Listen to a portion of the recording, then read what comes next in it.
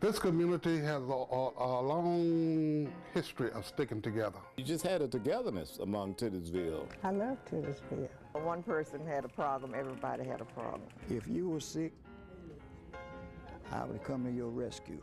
The children of coal miners, laborers, professionals, they were all together. This is a very strong-willed community. You had this whole notion of making something of yourself. Titusville was just like a magnet. It just drew me back.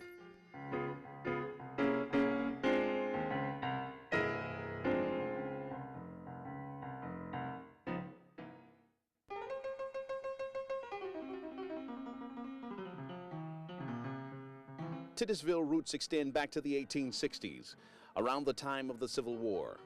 After the conflict, this section near industrial Birmingham became one of the first where blacks could own land legally.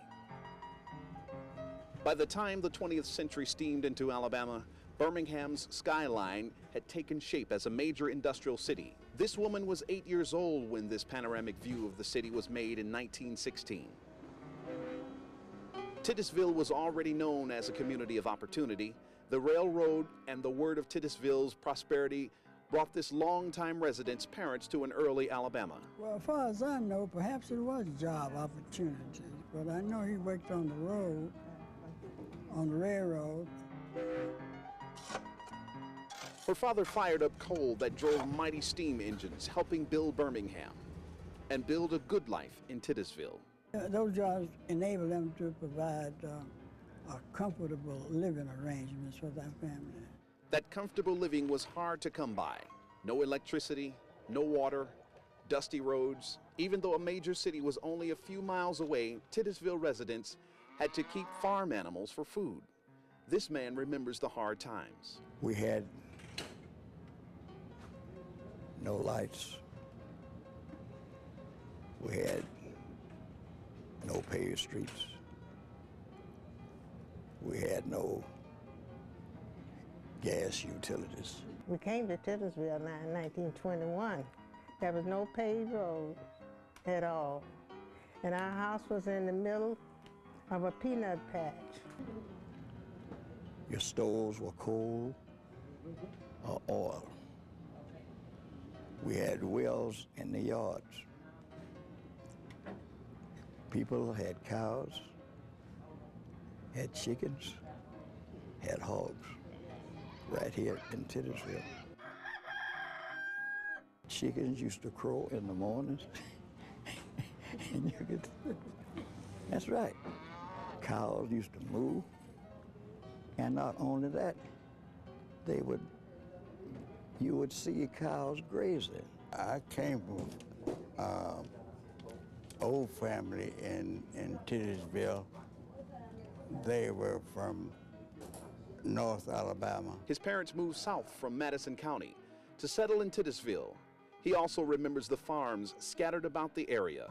They settled in Titusville at one time that was a place where everybody had hogs and cows and goats and chickens. That was almost what you had to do, you know. That hard living was enough to earn her a chance to get an education. In 1926, she left Titusville to attend prestigious Fisk University in Nashville, at the time one of the few institutions of higher learning open to blacks. Her tuition was paid for by her father's sweat and tears along the railroad tracks of Birmingham. Scholarship, no, that was unheard of. Now my father paid for my attendance at Fisk. Father paid.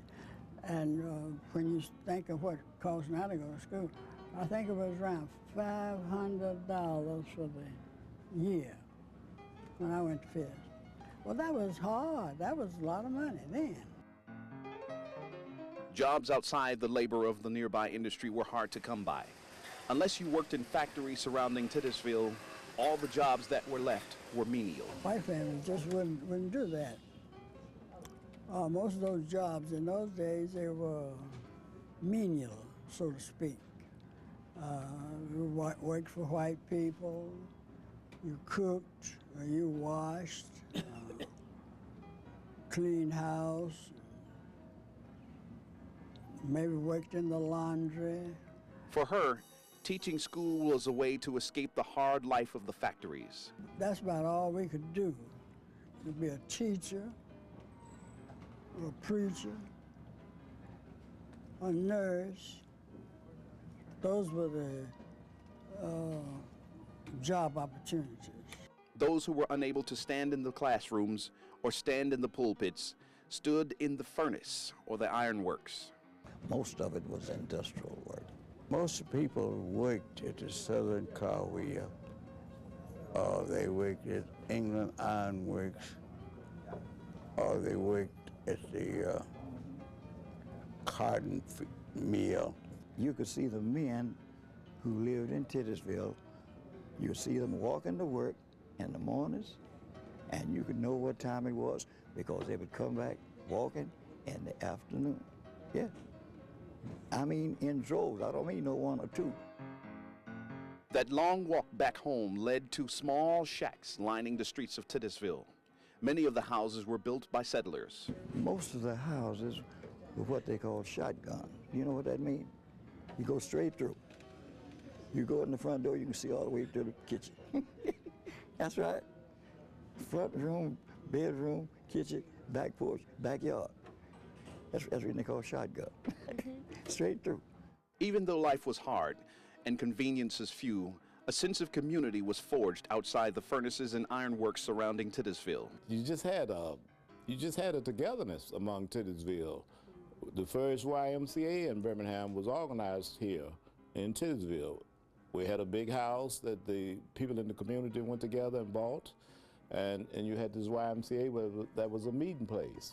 The athletic field where Lubbock Village is, and before my time, I understand it was an airport. But the Y had continual sports going on there. That was a 9-hole golf course for blacks, and on that golf course was a softball field, a baseball field, tennis courts.